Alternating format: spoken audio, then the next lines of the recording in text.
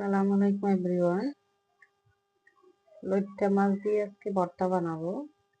তো লইট্টা মাছ 2 পিস আমি ভাজি করে নিয়েছি আর পেঁয়াজগুলোকে হালকা তেলে নিয়েছি। আর এখানে মরিচ, তার সাথে আছে ধনিয়া পাতা, আর এখানে আছে আখরি এবং আলু, পটল সবকিছু সিদ্ধ করে নিয়েছি।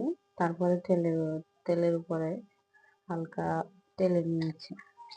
এবার সুন্দর করে মাছ দিয়ে আমি সুন্দর করে মাখিয়ে নিব। মাছের ভিতরে কাঁটাটা ফেলে দিবেন।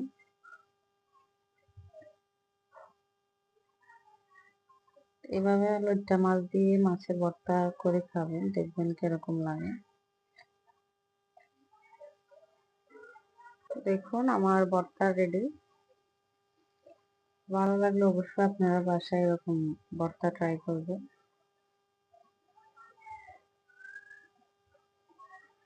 লইট্টা মাছের ভর্তা।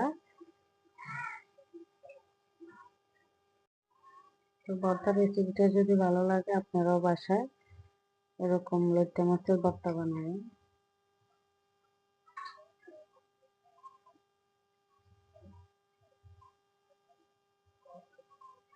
ফুল রেসিপিটা দেখলে আপনারা অবশ্যই বানাতে পারবেন।